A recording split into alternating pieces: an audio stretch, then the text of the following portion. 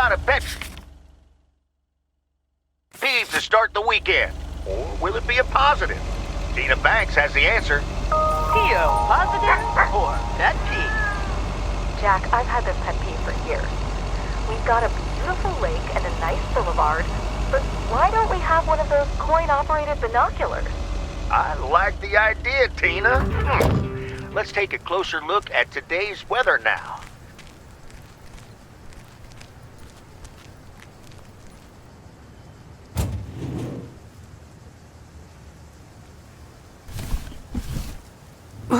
That's heavier than I thought.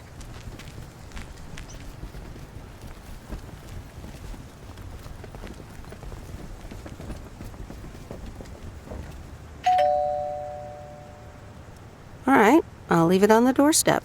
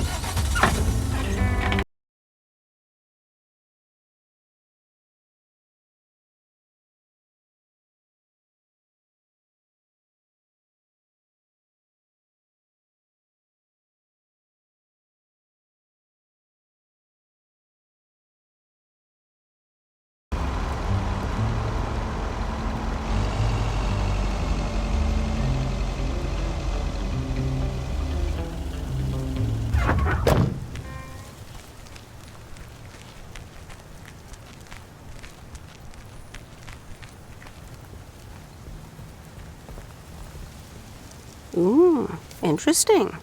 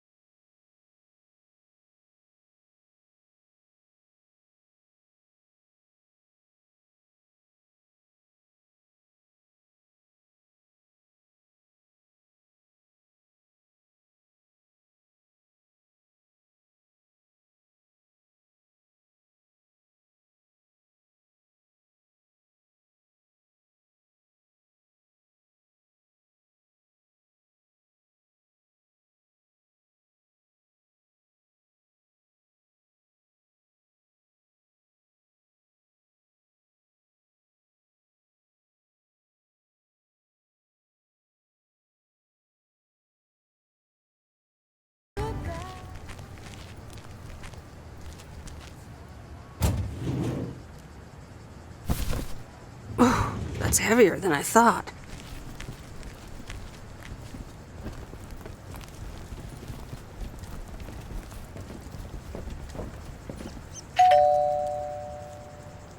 Nope, no answer.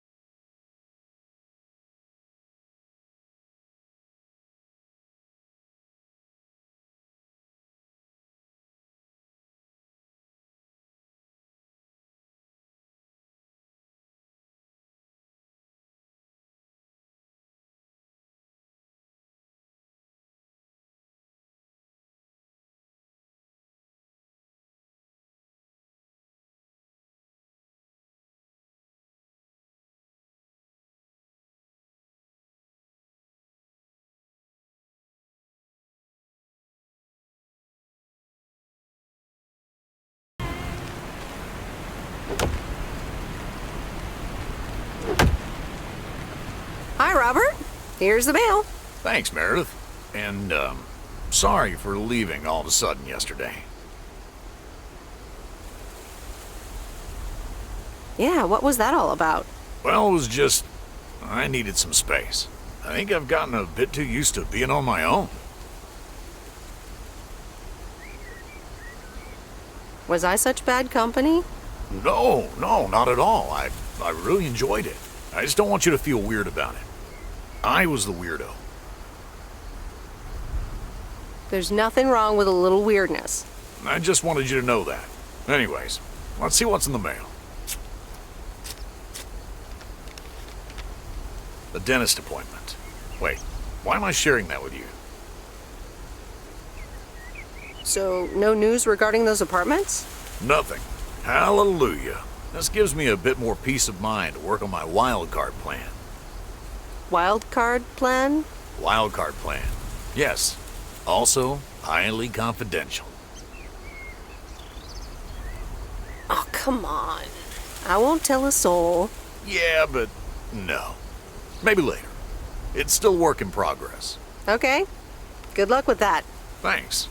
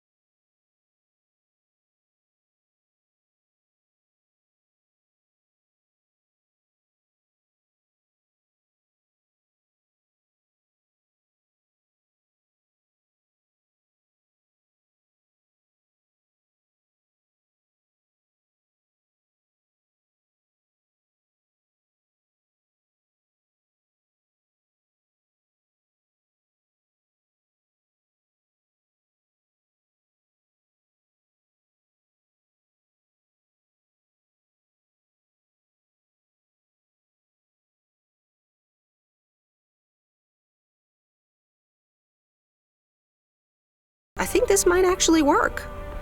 Well, it better. It will. I'm sure it will. I'm sorry, it's just that business is slow and, well, I don't really want to talk about it. Could you just pick up the 2 new movies and deliver them, please? Jaws and The Dirty Dozen.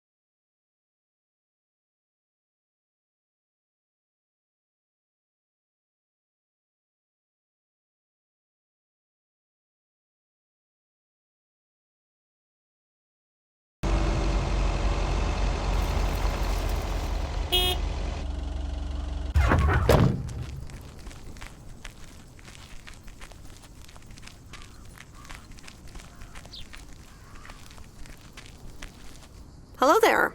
Hey, how are you? I may have mail for you. Is it addressed to Mickey or June? Or both? To both. Here you go.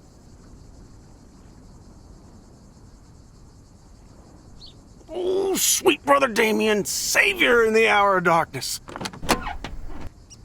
Never mind him. He's a bit stressed out. We were a bit low on paper. Nice to meet you. What's your name? I'm Meredith. Nice to meet you too. Woo!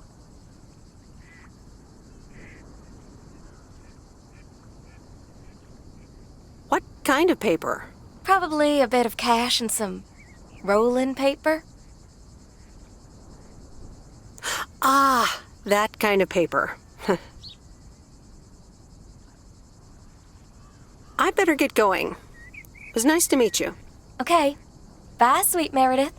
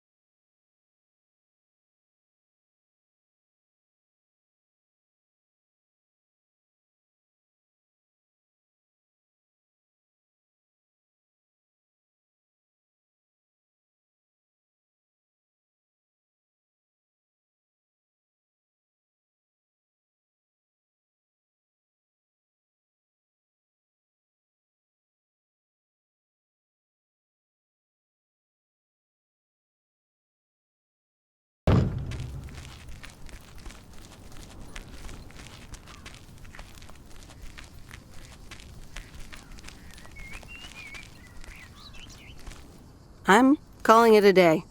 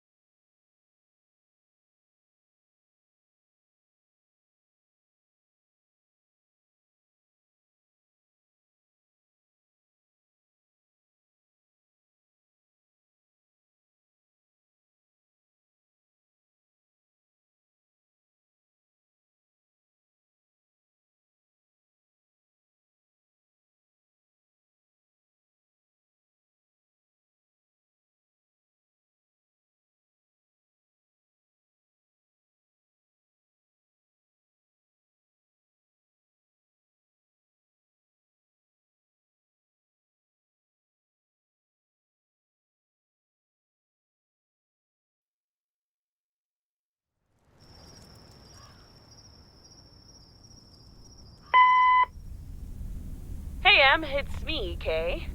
Wow, I just, instantly dialed your parents' number. Superpowers!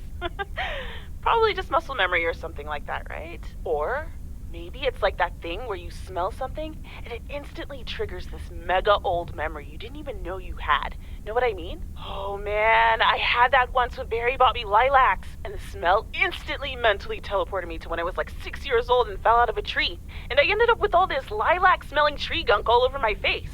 You remember that, right? What if it's like that with old phone numbers? You go, must dial M, and then your brain just triggers your fingers to dial? Man.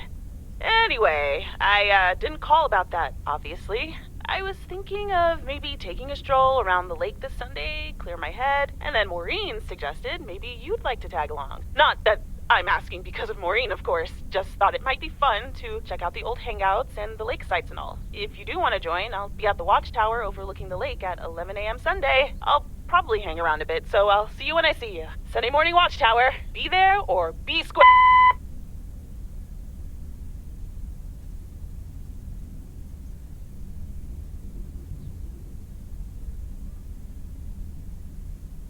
The Countess and the Carpenter? Really, Mom? Oh, well, let's give it a read. The Countess and the Carpenter. Chapter 1. A more disastrous entry to her new home was scarcely imaginable for Cecilia Schultenbrow. The left wheel of her carriage collapsed, right as she entered through the gates of the magnificent Raubenstaben estate. She tumbled upside down, hurt her head, and worse, her hat was ruined. Suddenly, she heard the deep, strong voice of a young man. "Are you all right, madam?"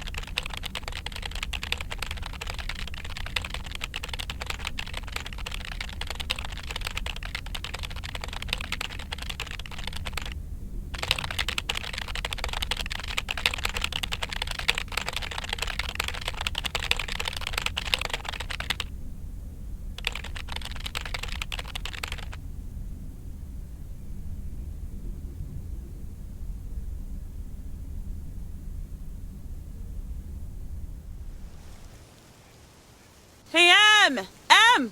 Up here! Hiya! Should I just come up? Come on up! You just have to watch your step on the third ledge. Should be good.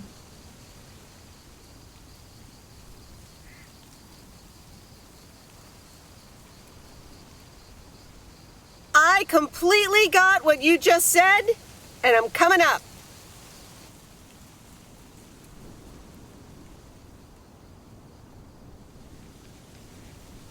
It's that third step, right?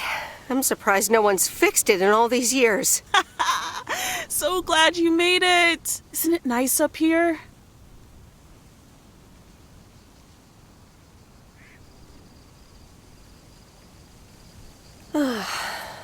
Brings back memories, doesn't it? Any memory in particular you're thinking of?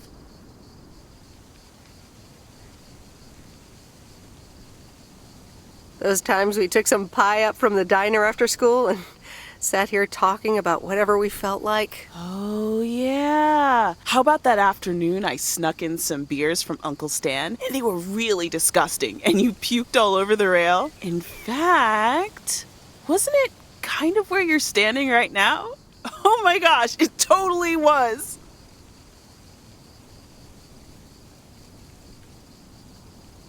Ew! Oh, did you have to bring that up again? I was not counting on getting that much in touch with my younger self. I'm glad you're back. I kind of missed having you around. I feel the same way. So, what's life been like for you since you left? Positives? Negatives? You know, I went to university, got a job.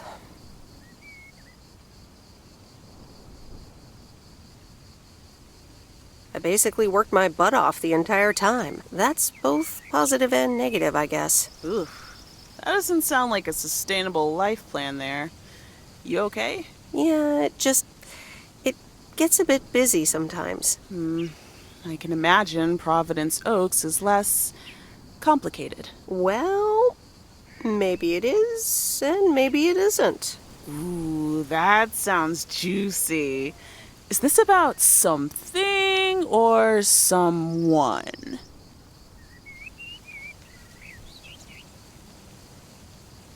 That's for me to know and me to find out. Ooh, there she goes with the crazy eyes. M still stands for mind your own beeswax, I see. All right. I'm backing off.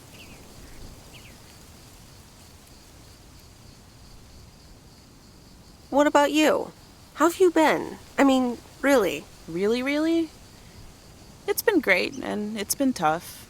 You know, I guess it's like that for everyone. I mean, I wanted to go to art school, yes, but turns out I wasn't good enough, or at least that's what they told me when I applied. So I decided to stay and do my own thing. Make music, perform and stuff, you know. I picked up some shifts at the diner, Barry and I reconnected, got married, and then Max came along. You haven't met him yet, have you? He turns 13 in a few months. Time flies. Anyway, having Max gave things a different rhythm, but I still continued with my music. Even managed to get a bit of a buzz going in Portland. Lined up a few interesting gigs. Tough to balance, but fun. And then? Yeah, just like that, Uncle Stan got sick. Hit him and Aunt Mo like a ton of bricks. It was crushing. There I was, just about to get somewhere with my music. But I just couldn't let them down, so I stayed. Helped out nursing Uncle Stan, picked up his shifts at the diner.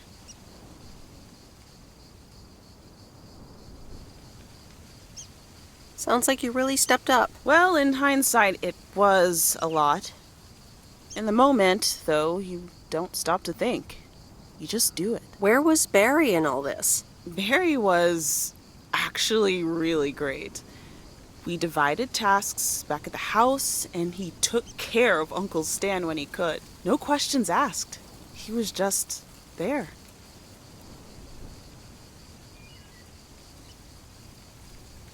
And now you still work at the diner? Well, Mo has offered a couple of times to put my name above the door at the diner. Up until now, it felt like too much.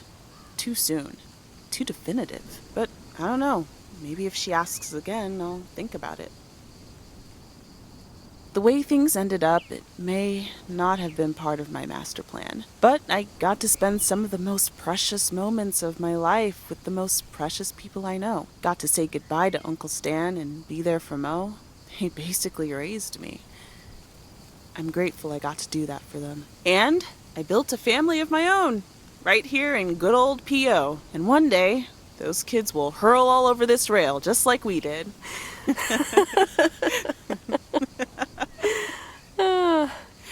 So, yeah, it's been tough. But looking back, I wouldn't trade any of it for the world.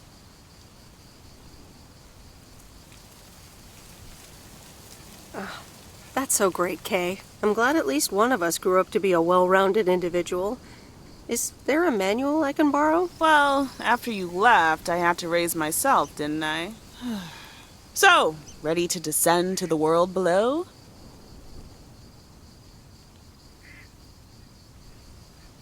Nah, I think I'll stick around. Enjoy the view some more. The view from the top of the ivory tower. Be careful not to get too used to it, young lady. Kay? Thanks for the invite. I'm glad I came by. Just try to cut down the word count on the answering machine next time, would you?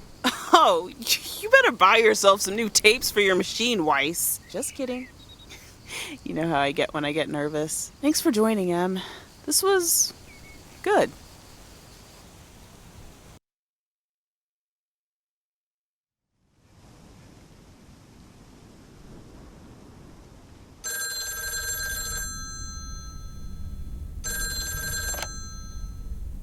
Hello? You're speaking to Monster Deal Central. How may I help you?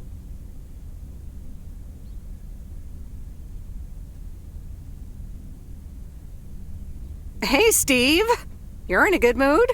Meredith, please tell me to calm down. We are so close to a deal.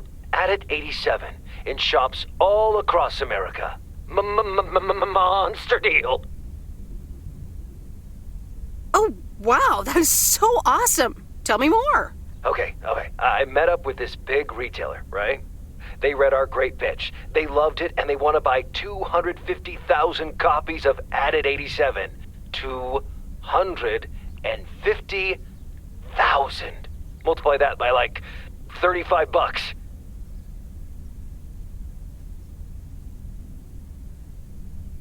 What? That's millions of dollars of revenue. Millions, and it's just the start. Listen, I've got the contract right here. I'm sending over a copy. You should have it tomorrow. Please, check, double check it right away. I want your blessings before I sign on the dotted line, okay? Gotcha, Steve. Don't worry about it. Awesome. I'll be in touch again Tuesday evening. I'm so excited, and I just can't hide it.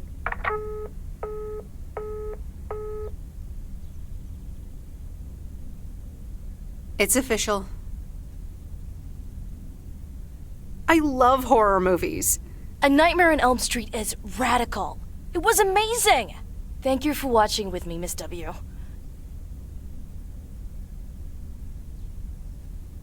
You're welcome. I'm never going to sleep again. Ha! Maybe you shouldn't have watched the movie. Man, I wish my parents would let me watch these movies. I can't wait until I move out.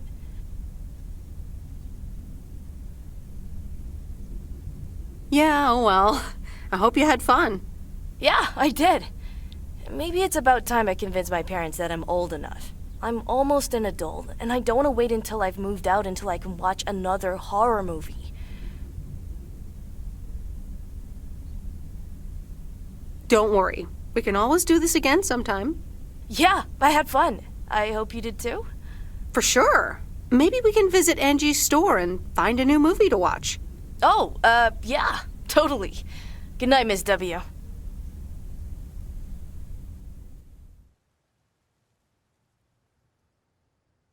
Oh, Steve's parcel. And another note from Tess. Hey, Em, here are Steve's contracts. I bet you're in the mood for some light reading. And now without sarcasm, really. I must admit the energy here is contagious. Is Addit actually going to take off? See you soon. Tess. Good morning, Miss Weiss. Good morning, sir. I didn't see you there. The name's Walter Morgan. I'm with the Postal Service. I left you a message on your answering machine earlier this week. Ah, yes, I remember. Miss Weiss, if you could follow me into the office, I'd like to ask you a few questions.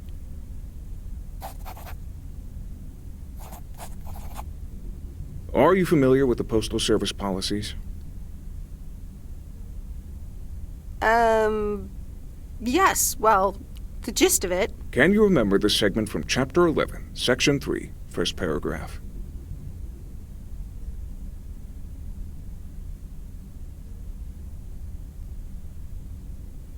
Ah, yes, Chapter 11.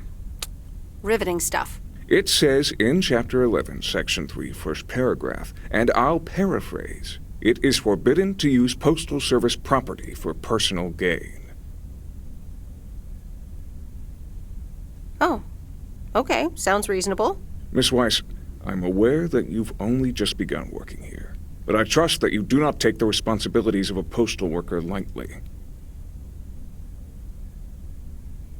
If you look up the definition of integrity, it has my picture next to it. The Postal Service puts its employees under the highest level of scrutiny.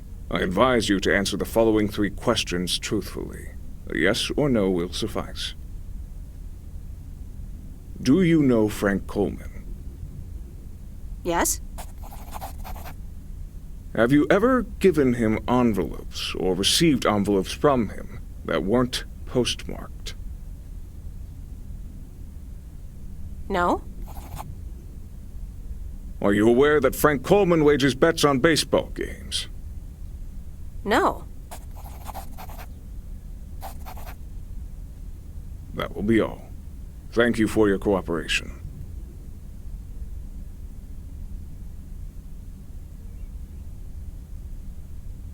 You're welcome.